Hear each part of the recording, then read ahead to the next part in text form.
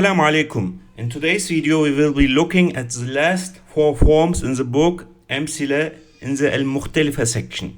We had already learned one form of the ism-i fâil, active participle, namely nasirun, and nasirun means helper. So this form describes the one performing the action. Nasara, he helped. Nasirun, helper. And the form we are learning now is the exaggerated form of the ism-i fâil. Mübâlağa means that something is exaggerated, so it is essentially the stronger form of the ism fâil.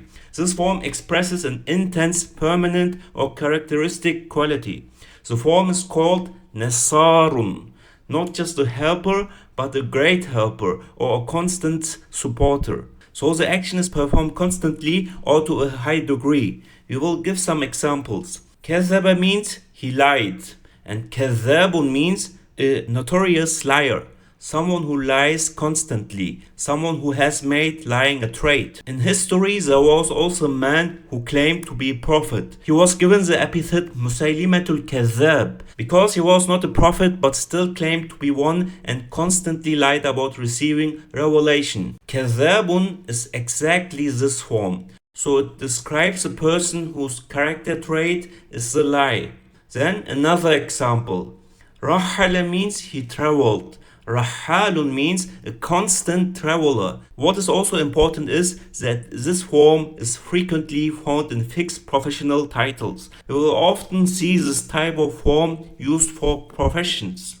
For example, Jaraha means he cut or he operated, and Jarrahun means surgeon. So in this case, it has become a professional title and it means the one who cuts a lot, or surgeon. That was the form of Mübâlağa-i ism-i fâil, the intensive active participle. Now comes our next form. Our next form is called tafdîl. This verb form has a dual function. It serves both as a comparative and as a superlative.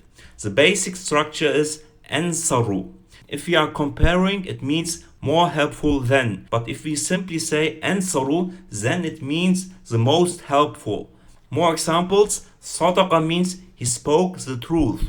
And asdaqu means, depending on the context, more truthful or the most truthful. Nafa'a means he was useful. Anfa'u means more useful or the most useful. Shakara means he thanked. Ashkaru means more thankful or the most thankful. That was our form of the ism tafdîl. Now comes our next form. Our next form is called fîl ta'ajjub al-awwal. It is a form of exclamation or wonder. Ma ansarahu. You can translate it by saying how helpful he is. Ma akfarahu. How ungrateful he is. Kafara means he disbelieved or was ungrateful.